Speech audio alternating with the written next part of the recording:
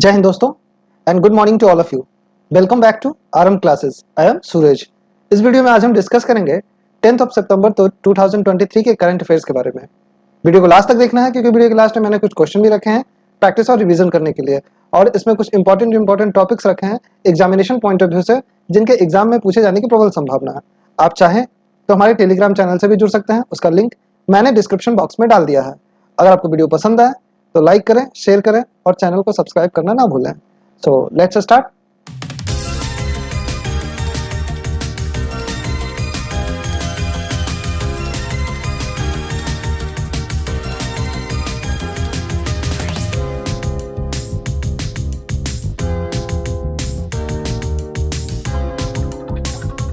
Session को start करते हैं 10 सितंबर को मनाया जाने वाले महत्वपूर्ण दिवस से।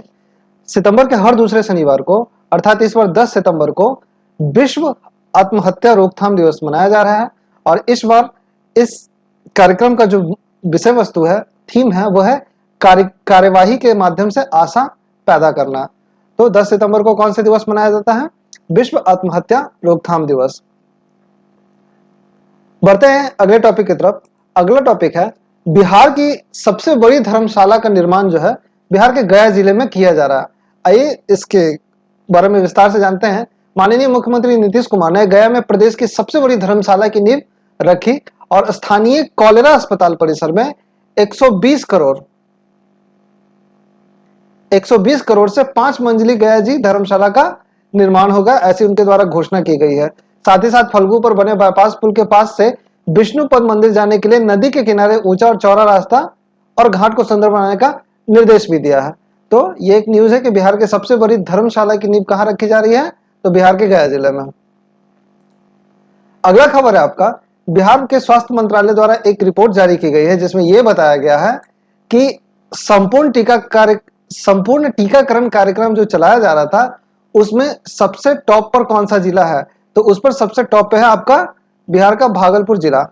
मुख्यमंत्री कन्या उत्थान योजना के तहत संपूर्ण टीकाकरण में स्वास्थ्य विभाग की ओर से वित्तीय वर्ष 2023-24 की पहली 6 माह तक सभी 38 जिलों की रैंकिंग जारी हुई है, जिसमें भागलपुर टॉप पे है, दूसरे स्थान पे आपका कैमूर और तीसरे स्थान पे आपका सीतामढ़ी, जबकि राजधानी जो है पटना को 8वां स्थान इसमें मिला है, और सबसे अंतिम स्थान पे है आपका अररिया जो कि 38वें स्थान पे है।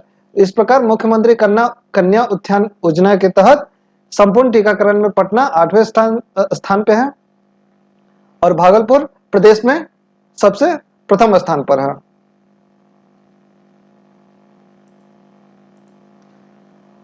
अगला खबर है, हाल ही में 8 तारीख को इट मींस फ्राइडे को मोरक्को में एक बहुत ही भीषण भूकंप आया है जिसकी तीव्रता रिएक्टर स्केल पर नापी गई है 6.8।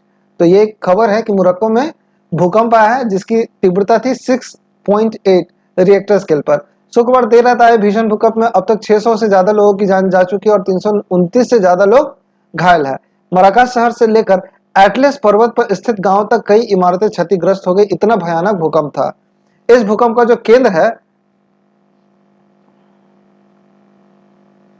इस भूकंप का केंद्र मराकेश से लगभग 70 किलोमीटर दूर दक्षिण में अल हौस प्रांत के इगिल शहर में पृथ्वी की सतह से 18 किलोमीटर की गहराई में था। ये आप देख सकते हैं फिगर में, आपका भूकंप का केंद्र है ये मराकश से लगभग 70 किलोमीटर दूर। तो भूकंप जो है हाल ही में किस शहर में, किस देश में है? मोरक्को में। अगला खबर है आपका, देश का पहला अंडरग्राउंड पावर ट्रांसफर बेंगलुरु में स्थापित किया गया है। आइए इस खबर के बारे में विस्तार से जानते हैं कि बेंगलुरु में अंडर वाटर ट्रांसफर सेंटर का उद्घाटन किया गया जो शहर के बिजली वितरण बुनियादी ढांचे के आधुनिकीकरण की दिशा में एक महत्वपूर्ण कदम है। यह ऐतिहासिक उपलब्धि अपने शहर की परिदृश्य की सुरक्षा, विश्वसनीयता और बेंगलुरु की प्रतिबद्धता के बारे में हमें बताता है। 15वें एवेन्यू मल्लेश्वरम में स्थित underground transfer centre Bangalore electricity supply company limited द्वारा और बृहद बेंगलुरु महानगर पालिका के बीच यह एक सहयोगी प्रयास है जिसकी लागत जो है तकरीबन 2 करोड़ के आसपास है, और इस अग्रणी परियोजना में 500 केवीए क्षमता का ट्रांसफार्मर लगा हुआ है, जिससे भूमिगत बिजली ट्रांसफर स्टेशन मुख्य रूप से पश्चिमी देशों में पाए गए हैं जहां सरकारें सार्वजनिक सुविधा और सुरक्षा को प्राथमिकता देती है। तो आपका देश का पहला अंडरग्राउंड पावर ट्रांसफर कहां स्थापित किया गया है? तो बेंगलुरु में स्थापित किया गया। बढ़ते अगले खबर की तरफ। अगला खबर है, अभी हाल ही में प्रधानमंत्री के द्वारा घोषणा की गई है कि तिमोर लेस्ते में भारत जो है अपना एक दूतावास खोलेगा।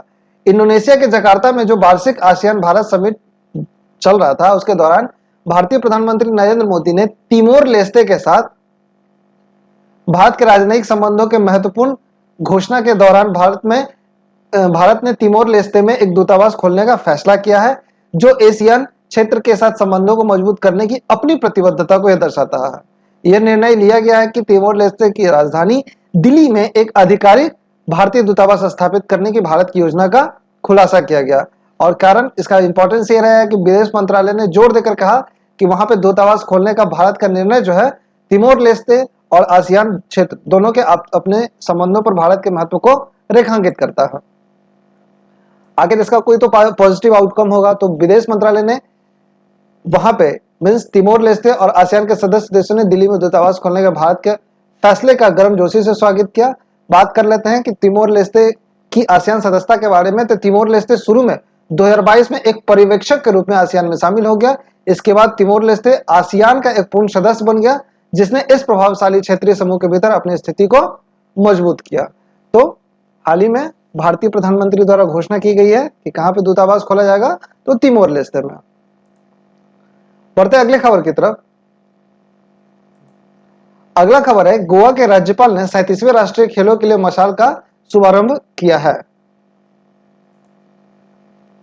गोवा के राज्यपाल श्री प्री एस श्रीधरन पिल्लई ने 37वें राष्ट्रीय खेलों की शुरुआत को चिन्हित करने के लिए आधिकारिक तौर पर मशाल की शुरुआत कर दी है।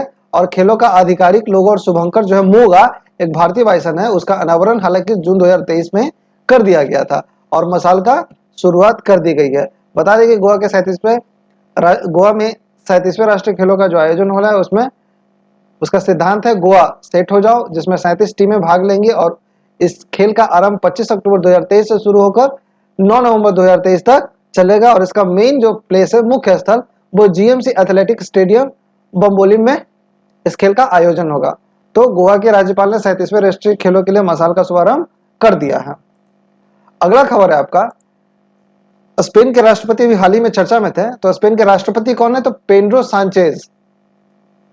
पेड्रो सांचेज हाल ही में चर्चा में थे। वो क्यों? क्योंकि वो कोविड-19 से संक्रमित हो गए थे। हालांकि भारत में अभी 9 तारीख और 10 तारीख 2 दिनों के लिए G20 का सम्मेलन चल रहा है, जिसमें स्पेन के राष्ट्रपति पेड्रो सांचेज को भी निमंत्रण दिया गया था। उन्हें भी आना था, लेकिन वो कोविड-19 से पॉजिटिव हो गए थे।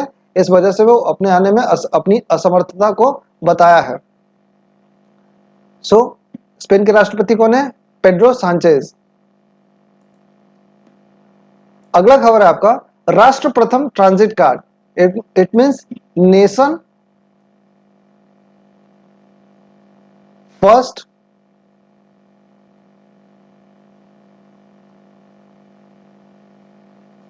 Transit card.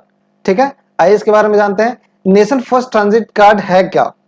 इसका उद्देश्य जो है ग्राहकों को एक सहज और सुविधाजनक आवागमन अनुभव प्रदान करना और एक ही कार्ड के माध्यम से मेट्रो, बसों, वाटर फेरी, पार्किंग आदि में आसान डिजिटल टिकटिंग किराया भुगतान करना है। इसके अलावा व्यक्ति इस कार्ड का उपयोग खुदरा और ई कॉमर्स भुगतान करने के लिए भी कर सकता है। यह रुपए और नेशनल कॉमन मोबिलिटी कार्ड तकनीक द्वारा संचालित है। अब जान लें कि नेशनल कॉमन मोबिलिटी कार्ड क्या होता है। नेशनल कॉमन मोबिलिटी कार्ड बैंकों के ग्राहकों को मेट्रो, रेल और बसों में यात्रा करने के लिए अपने डेबिट कार्ड को यात्रा कार्ड के रूप में उपयोग करने में सक्षम बनाती है। जो ये सुविधा काफी ज्यादा सक्षम है, तो उसे बोलते हैं national common mobility card. National common mobility card की बात करें तो इस चीज का विचार सबसे पहले भारतीय रिजर्व बैंक द्वारा गठित नंदन नीलकेनी समिति द्वारा रखा गया था। एनसीएमसी भारत में आवास और शहरी मामलों के मंत्रालय की एक पहल है, जिसे कैशलेस लेन देन को बढ़ावा देने और यात्रियों को एकीकृत भुगतान मंच प्रदान करने के लिए डिजाइन किया गया।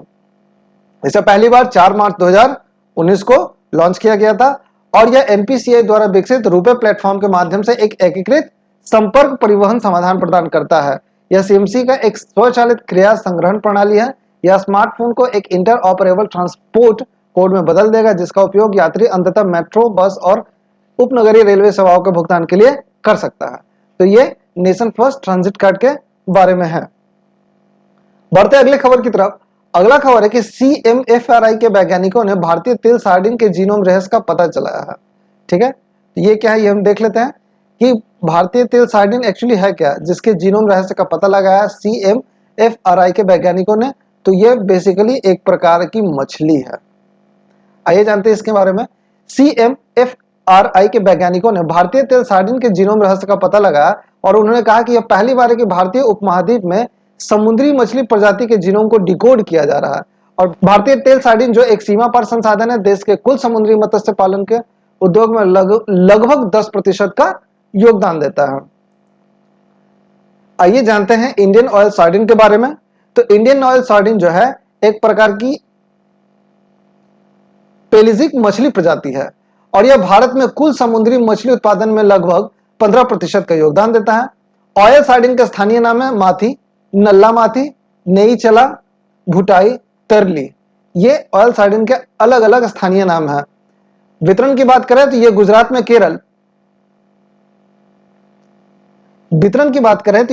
में केरल तक पूरे पश्चिमी तट पर और पूर्व में तमिलनाडु, आंध्र प्रदेश और उड़ीसा तटों पर भी ये पूरी तरह से वितरित है। सबसे अधिक बहुतायत और बड़े पैमाने पर उथल पुथल जो है केरल और कर्नाटकों पर ही देखी गई है। ये इंडियन ऑयल सार्डिन के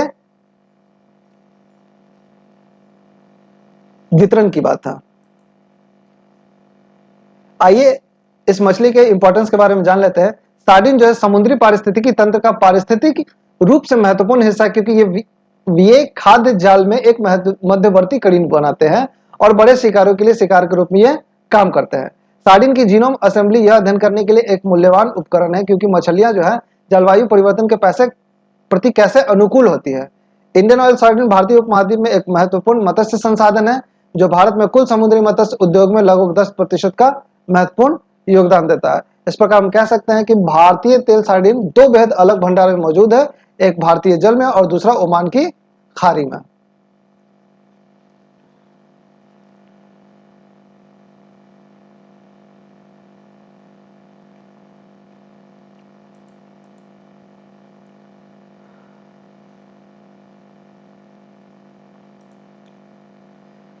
बढ़ते अगले खबर की तरफ। अभी हाल ही में भारतीय और फ्रांसीसी नौसेनाओं के द्वारा नौसैनिक अभ्यास वरुण 2023 के दूसरे चरण का समापन किया गया। यह इस अभ्यास का 21वां संस्करण था। चलिए इसके बारे में विस्तार से जानते हैं कि भारत फ्रांस द्विपक्षीय नौसैनिक अभ्यास वरुण के दूसरे चरण का समापन जो है हाल ही में अरब सागर में संपन्न हुआ है। वरुण 2023 का पहला चरण जो 16 जनवरी से 20 जनवरी 2023 तक भारत के पश्चिमी तट पर हुआ था। ये जो अभ्यास है दोनों नौसेनाओं के निर्देशित मिसाइल फ्रिगेट, टैंकर, समुद्री गश्ती विमान और अभिन्न हेलीकॉप्टरों की भागीदारी शामिल थी। अभ्यास का यह चरण 3 दिनों तक चला और इसमें संयुक्त अभियान चल रही पुनः पूर्ति और विभिन्न सामरिक युद्धाभ्यास भी इसमें शामिल थे। इसके उद्देश्यों की बात करें तो युद्ध लड़ने के कौशल को बढ़ाना, परिष्कृत करना, अंतर संचालनीयता में सुधार करना और क्षेत्र में शांति, सुरक्षा और स्थिरता को बढ़ावा देने के लिए क्षमता में प्रदर्शन करना है। इस अभ्यास की बात करें तो वरुण अभ्यास की शुरुआत जो है सबसे पहले 1993 में हुई थी और 2001 में इसे आधिकारिक तौर पर वरुण नाम दिया गया था। इस अभ्यास के उद्देश्य की बात करें तो दोनों सेनाओं को एक दूसरे की सर्वोत्तम प्रथाओं और प्रक्रियाओं को सीखने और अपनाने का सबसे बड़ा अवसर प्रदान करता है। इसके साथ ही यह आपसी सहयोग को बढ़ाने, समुद्र में व्यवस्था और सुरक्षा सुनिश्चित करने के लिए परिचालन स्तर की बातचीत को भी यह बढ़ावा देता है। तो यह भारत और फ्रांसीसी नौसेनाओं के बीच नौसैनिक अभ्यास वरुण 2023 के दूसरे चरण के समापन समारोह के बारे में था।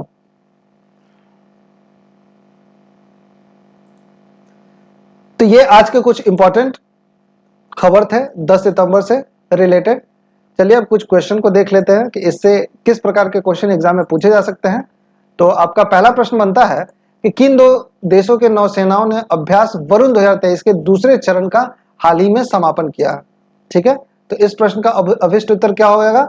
इस प्रश्न का अभिष्ट उत्तर होगा भारत और फ्रांस। भारत और फ्रांस के बीच नौसैनिक अभ्यास वरुण 2023 का समापन हुआ है। अगला प्रश्न आपका, हाल ही में CMFRI के वैज्ञानिकों ने किस मछली के जीनोम रहस्य का पता लगाया है? तो हाल ही में CMFRI के वैज्ञानिकों ने किस मछली के जीनोम रहस्य का पता लगाया है? तो इस प्रश्न का आपका विशिष्ट उत्तर हो जाएगा भारतीय तेल सार्डिन। अगला प्रश्न है आपका, हाल ही में कहां में देश का पहला अंडरग्राउंड पावर ट्रांसफर स्थापित किया गया है?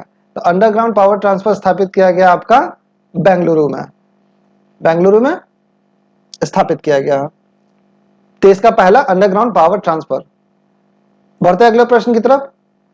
अगला और अंतिम प्रश्न आज का है कि बिहार की सबसे बड़ी धर्मशाला का निर्माण कहां होगा?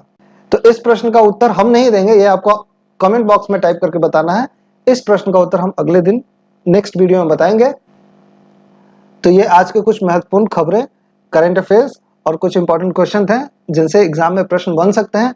आप इन्हें पढ़ें, रिवाइज करें, अपनी रणनीति में शामिल करें। तब तक के लिए धन्यवाद, मिलते हैं अगले वीडियो में।